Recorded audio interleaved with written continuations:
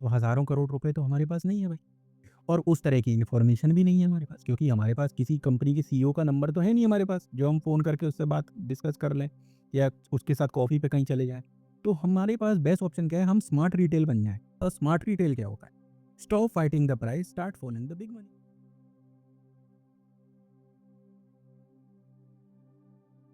To opinions, जब हम stock market की बात करते हैं तो 2 ओपिनियन हमारे सामने आते हैं। उसमें से एक है big money opinion. Big money यानी जिस पे पैसा बहुत ज़्यादा है। अब क्योंकि उस पे पैसा बहुत ज़्यादा है, तो उस पे डेटा भी ज़्यादा है आपसे, उसके पास कंपनी की इन्फॉर्मेशन भी ज़्यादा है। ऑब्वियसली उस आप कोई बड़ा आदमी है, उस कंपनी में बड़े लोगों के फ़ोन नंबर होंगे उसके पास। वो उस कंपनी के हेड ऑफ़िस में जाएगा, तो उसे रिसेप्शन पे थोड़ी रुकना पड़ेगा। वो सीधे वहाँ जो स्टेक होल्डर होगा, उसके ऑफ़िस में जाके बैठ के उससे आराम से चाय-कॉफ़ी पे बात करेगा। तो फिर होगा क्या, उस पे इन्फॉर्मेशन ज़्यादा होगी। हम और आप जैसे लोग जाएँगे, तो भई हमें रिसेप्शन पे कह दिया जाएगा कि आप अपना नंबर लिख जाइए, जब आपको बता दिया जाएगा। तो हम पे तो वो इन्फॉर्मेशन भी नहीं है, ना हम पे बड़ी कैपिटल है। तो इस बिग मनी की मैं बात कर रहा हूँ। तो वो बिग मनी क्या होता है, वो स्टेडी और मेजर्ड बाइंग करता है। स्टेडी और मेजर्ड बाइंग मतलब वो किसी एक दिन में कुछ नहीं करता है, वो धीमे धीमे धीमे धीमे धीमे धीमे माल उठाता है, या धीमे धीमे धीमे धीमे धीमे माल बेचता है over the period of time, हल्के हल्के हल्के हल्के, जिससे लोगों को पता ही ना पड़े। क्योंकि बिग मनी को पता है कि क्योंकि मेरे पास स्टॉक्स लेने की या बेचने की क्षमता इतनी ज्यादा है कि मैंने एकदम से सारी चीज कर दी, तो वो चार्ट में एकदम से नजर आने लगेगा और वहां पे आई बॉल्स आ जाएंगी। और जहाँ आई बॉल्स आ गई, वहीं बिग मनी की गेम खराब हो जाती है। तो बिग मनी धीमे धीमे धीमे सप्लाई एब्जॉर्ब करता है या सप्लाई रिलीज करता है। तो उसकी मेजर्ड बाइंग होती है। कोई भी माल वो एक दिन में नहीं उठाता, एक हफ्ते में नहीं उठाता, कई बार महीनों तक उठाता है या महीनों तक बेचता रहता है, और हम लोगों को पता भी नहीं पड़ता। और उसका मकसद भी ये होता है कि लोगों को पता ना पड़े। साइलेंट एक्यूमुलेशन या डिस्ट्रीब्यूशन, अगर उसे कोई स्टॉक पसंद आ गया या उसे लगता है कि उसके ओपिनियन में ये स्टॉक आने वाले समय में बहुत अच्छा करेगा या ये कंपनी बहुत अच्छा करेगी, तो साइलेंट स्टॉक माल उठाएगा, साइलेंट एक्यूमुलेशन करेगा। और वाइस वर्सा साइलेंट अगर उसका ओपिनियन में किसी कंपनी का बेड़ा गर्क हो गया, तो वो उसी तरीके से साइलेंट डिस्ट्रीब्यूशन करेगा। अब आ जाइए रिटेल ओपिनियन में। रिटेल यानी आम बंदा, आम ट्रेडर, जिस पे कैपिटल भी छोटी है, डेटा ना के बराबर है, और इन्फॉर्मेशन जो पब्लिक में इन्फॉर्मेशन होती है वही उस बेचारे के पास है। अब वो क्या करता है, इमोशनल इम्पेशेंट बाइंग। वो तो टोटल इमोशन पे चलता है। इम्पेशेंट बाइंग होती है, किसी ने कुछ बता दिया टीवी पे, स्टॉक फटाफट देख लिया, फटाफट बाय कर लेता है, फटाफट सेल कर देगा। आई बॉल्स वाला डेटा होता है उस पे, यानी जो वो डेटा होता है जो जो सबके पास होता है, कोई स्पेशल डेटा नहीं होता उसके पास। कैपिटल तो बेचारे पे छोटी है ही। Why retail opinions doesn't matter. अब देखिए, ओपिनियन रखने में पैसे थोड़ी रख रहे हैं, ओपिनियन तो कोई भी रख सकता है, लेकिन रिटेल का ओपिनियन स्टॉक मार्केट में मैटर क्यों नहीं करता, उसके बारे में जानते हैं। Retail capital is too small and doesn't have the other resources like information. देखिए, बेचारे पे कैपिटल भी छोटी होती है और इन्फॉर्मेशन होती नहीं है उस पर, यूनिक इन्फॉर्मेशन। इसका मतलब उसकी क्षमता ही नहीं है ट्रेंड बनाने की या अपना ओपिनियन थोपवाने की। उसका opinion takes take take take data में ही कहीं खो जाएगा, क्योंकि उसने माल भी थोड़ा उठाया है। तो यहाँ ओपिनियन रखने पे मनाही नहीं, ओपिनियन तो आप रख लो, लेकिन क्या आपका ओपिनियन मार्केट में कुछ इम्पैक्ट डाल सकता है? तो जहाँ तक रिटेल की बात होती है, उसका आंसर है नहीं।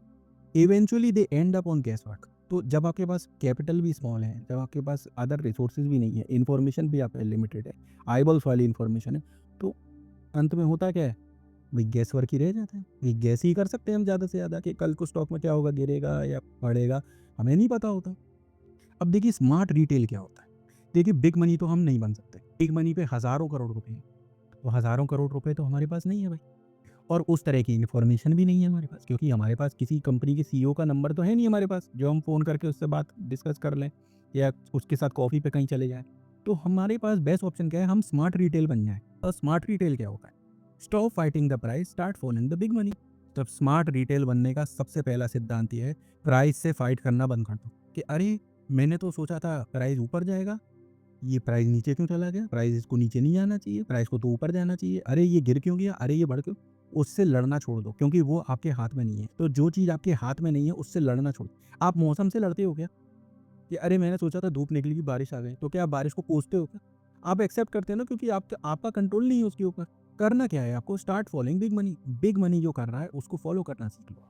यही सारी आर्ट है चार्ट रीडिंग की, बिग मनी को फॉलो करना। बिग मनी चार्ट में क्या कर रहा है, फॉलो तो तब करोगे ना जब आप जान पाओगे कि क्या कर रहा है। तो यही सारी क्राफ्ट है चार्ट रीडिंग की, कि ये जानना कि बिग मनी इस स्टॉक में क्या कर रहा है। क्योंकि बिग मनी ही अल्टीमेट उसकी स्टॉक की डेस्टिनी डिसाइड करेगा कि स्टॉक ऊपर जाएगा कि स्टॉक नीचे जाएगा कि स्टॉक खड़ा रहेगा। अब हमें देखना क्या-क्या है?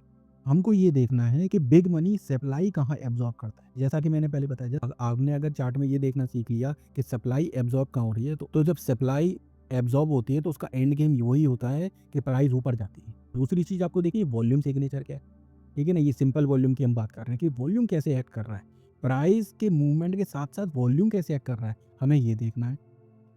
Where they quietly tightened volatility. अब वॉलेटिलिटी आपको पता होगा कि स्टॉक कितना ऊपर नीचे होता है, उसको वॉलेटिलिटी कहते हैं। बिग मनी कभी नहीं चाहता कि वो जब माल उठा रहा हो स्टॉक ज़्यादा हरकत करे, स्टॉक ज़्यादा ऊपर नीचे हो, क्योंकि आप मान के चलिए, देखिए स्टॉक जब ज़्यादा ऊपर नीचे वॉलेटिलिटी दिखाता है तो अपने आप न्यूज़ में आ जाता है, अपने आप रिटेल की नज़र में आ जाता है। तो वो बिग मनी कभी नहीं चाहता कि वो उसकी नज़र में आए, कि बिग मनी थोड़ी चाहता है कि आप भी वो जो माल उठा रहा है तो आप भी उठा लो। वो ही सारा माल उठाना चाहता है, आपको कुछ नहीं देना चाहता। तो वो ना चुपचाप वॉलेटिलिटी को टाइट कर देगा। आपको वो देखना है कि वो चार्ट में वो कहाँ हो रहा है, और ये देखना है कि वेयर दे रिवील एग्रेशन। अब स्टॉक जब सारा उठा लिया उसने, जब पूरी सप्लाई अब्ज़ॉर्ब हो गई, फिर हल्की-सी भी डिमांड आती है ना उस स्टॉक में, तो स्टॉक भयंकर भागता है, भयंकर भागता है। वो कभी-कभी हम देखते हैं ना स्टॉक मार्केट को देख के 9 सवा 9 बजे देख के, अरे! स्टॉक में क्या हो गया? आग लग गई? क्या हो गया? ये कैसे भागने लगा? तो भागता ही जा रहा, भागता है। तो हमें वो चीज़ भी देखनी है। और भी चीज़ें देखनी होती है, लेकिन मोटे-मोटे यही सब चीज़ें देखनी होती है। अगर आप ये चीज़ें देखना सीखे तो आप ऑलमोस्ट आप ये देखना सीख जाओगे कि बिग मनी स्टॉक में क्या कर रहा है। अ chart is a evidence of what big money is doing right now. देखिए, इस पे मैं फोकस करना चाहूँगा, राइट नाउ पे। तो मैंने शुरू में बताया था ना कि चार्ट कोई भविष्य देखने की, चार्ट कोई कुंडली नहीं है कि भविष्य आपको देख के बता दे। चार्ट हमेशा ये बताता है कि अभी क्या चल रहा है। Chart is a evidence of what big money is doing right now. अभी क्या चल रहा है, आज तक क्या हुआ है? क्या एक्यूमुलेशन चल रही है स्टॉक में, या फिर डिस्ट्रीब्यूशन चल रहा है, या फिर अगर ट्रेंड चल भी रहा है तो उसका उस बिग मनी का अब इंटरेस्ट है भी कि नहीं है? यानी कि स्टॉक अभी और ऊपर जाएगा कि बस उसका इंटरेस्ट अब खत्म हो गया, वो स्टॉक से निकलने वाला है। तो मेनली ये 3 चीज़ें हमें देखनी होती हैं जब हम ट्रेडिंग करने जाते हैं किसी भी स्टॉक के ट्रेंड में। एक्यूमुलेशन का मतलब तो आप समझिए, एक्यूमुलेशन मतलब जब बड़ा आदमी माल उठाता है धीमे-धीमे करके। डिस्ट्रीब्यूशन मतलब उसका एक्यूमुलेशन का उल्टा, यानी धीमे-धीमे माल बेचता है रिटेल को। तो चार्ट पे हमें इन तीनों की जानकारी मिल जाती है।